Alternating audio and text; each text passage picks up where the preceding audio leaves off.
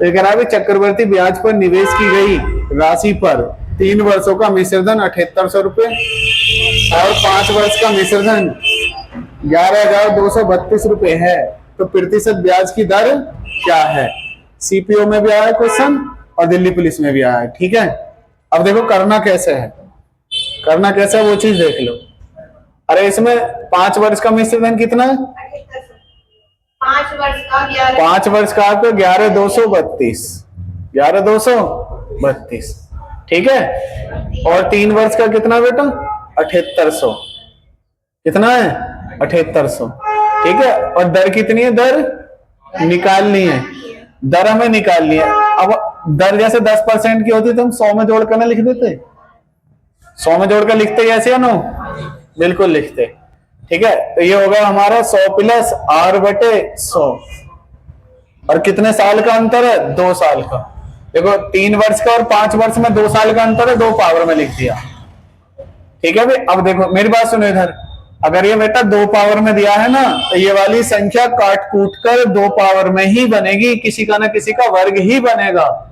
ठीक है, जैसे 78 से काट दिया ये 144 बार, 78 से कितनी बार काट दिया? 144 बार। अब ये किसका वर्ग है? 12 का। और ये किसका है? 100 है। ये 100 है ना, ये किसका है? 10 का। तो बेटा ये हो जाएगा 12/10 का वर्ग, 12/10 का वर्ग, ये हो जाएगा। ठीक है, और यहाँ 100 प्लस r/100 और पावर 2। अब पावर से पावर काट दी, क्यों? पावर सेम है भाई, पावर से पावर काट दी, पावर सेम है। अब देखो नीचे नीचे 0 से 0 काट देगी, 0 से 0 काट दी एक, और इस 10 की इसमें क्या हो जाएगी? गुणा। तो ये हो जाएगा 120 बराबर 100 प्लस r, 100 प्लस r, 100 इधर आएगा तो माइनस का, तो ये हो जाएगा 20% बराबर r। तो दर कितनी आ गई भाई? 20% की। ठीक है, 20% की दर। किसी के भी कोई भी बात समझ में नहीं आए तो पूछ लेना। क्वेश्चन नंबर 2 को हम है तो चक्रवर्ती ब्याज का, लेकिन साधारण ब्याज से करेंगे इसे। जैसे ये कह रहा है पहले वर्ष का जो चक्रवर्ती ब्याज है वो कितना है? पहले वर्ष का CI 500 रुपए, और दूसरे वर्ष का कितना है भाई? दूसरे वर्ष का है 540 रुपए।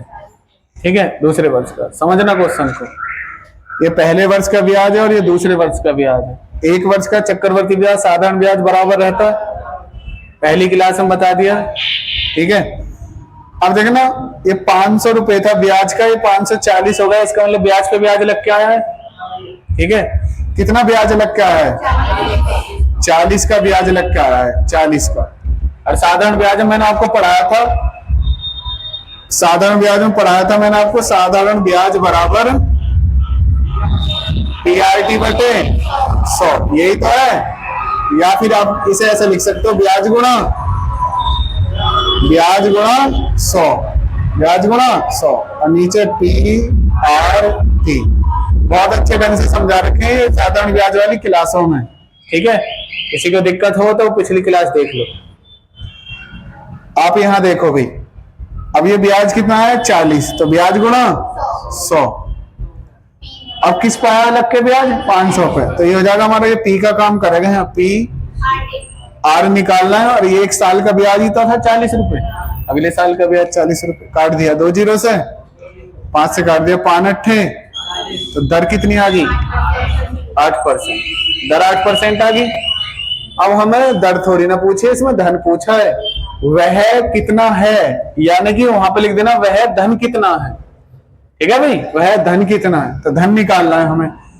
अब जो ये ब्याज है 1 साल का चक्रवर्ती ब्याज और साधारण ब्याज बराबर होता है, कंडीशन पढ़ रखी है, तो ये अब ब्याज मान लो इसे, अब ब्याज मान लो इसे, ब्याज गुणा 100, और नीचे PRT, P निकालना है, R कितना है?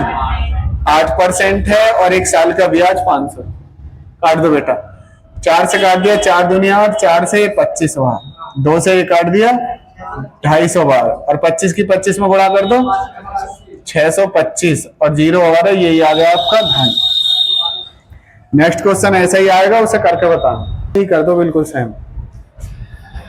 ये कह रहा है किसी धन का पहले 2 क्रमागत वर्षों का चक्रवर्ती ब्याज 650 रुपए तथा 676 रुपए है, वह धन कितना है? तो पहले वर्ष का कितना है अभी? 650 रुपए, और दूसरे वर्ष का कितना है? 676 रुपए। तो कितना है ब्याज लगकर? 650 से 676 हो गया। कितना ब्याज आया लगकर? 26 का।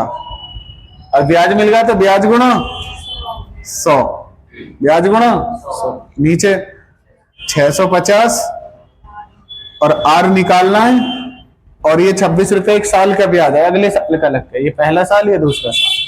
काट दो, 0 से 0 काट दी, 13 दूनी 26, 13 पंजे 65, 5 से 1 काट दिया बेटा, 5 दूनी 10, ये होगा 2 दूनी 4, तो 4%। दर कितनी आ गई हमारी? 4%। अब दर मिल गई तो दूसरी साइड करके निकाल दो। अब ये क्या है हमारा? ब्याज। 1 साल का चक्रवर्ती ब्याज साधारण ब्याज बराबर रहता है, तो ये हो जाएगा हमारा 650 गुणा 100, और नीचे PRT, P निकालना है, R कितना है? 4%, और 1 साल का है। 4 से काट दे 25 बार, 25 किस में गुणा कर दो? 0, 25 25 125, अरे 25 की 5 में गुणा कर दी ना, 25 पंजे 125 का 5, 25 का 150 और 12 162, तो धन आ जाएगा 16,250। यही आ जाएगा आपका धन। ठीक है, क्लियर है बात? किसी को कोई भी बात समझ में नहीं आए तो पूछ लेना।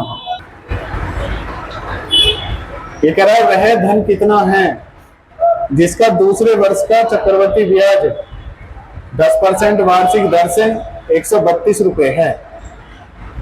132 रुपए है।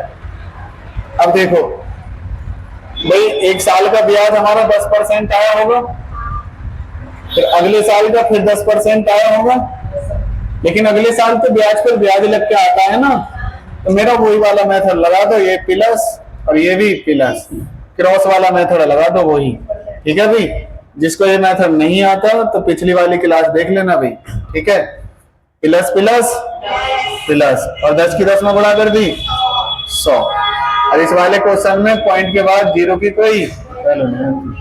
तो ये 1 साल का ब्याज कितना था? 10, लेकिन अगले साल आया 10 पर 1 और फालतू, तो कितना हो जाएगा? 10 और 1 11%, और ये 11% की वैल्यू कितनी दे रखी है क्वेश्चन में? 132। तो जिसकी वैल्यू उसका भाग, और जिसकी बतानी है उसकी गुणा। 11 से काट दिया बेटा ये 12 बार, तो इसकी गुणा कर दो 1200 रुपए, 1200। तो अगला क्वेश्चन ऐसा ही आएगा, उसका आंसर देना बड़े ध्यान से। ठीक है, अगला क्वेश्चन ऐसा ही आने वाला है बिल्कुल। चलो तो उसका आंसर देना फटाफट से। कभी दर कितनी है? 20% की।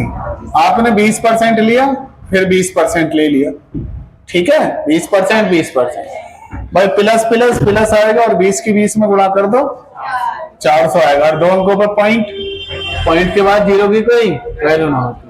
तो दूसरे साल का ब्याज कितना हो जाएगा? 24, 20 और 4 24%। अब 24% की वैल्यू 600 दी है, इस 700 का क्या करा दिया? 600। तो जिसकी वैल्यू उसका भाग, और जिसकी हमें बतानी है उसकी गुणा। क्या बताना है? मूलधन बताना है 100 की गुणा, अपना पैसा 100%। ठीक है, 24 से काट दिया है, 24 दूनी 48, 24 पंजे 120, तो 2500 आ जाएगा। क्या आ जाएगा? 2500। अब बी वाले विकल्प को 2500 बना लेना। ठीक है भाई, बी वाले विकल्प को 2500 बना लेना, यहाँ पे जगह है 2 लिख लेना, 2500 आ जाएगा आंसर। ठीक है, कट भी अच्छा गया और आंसर भी बन जाएगा उसी में। तो नोट 100 में कर देना 2500।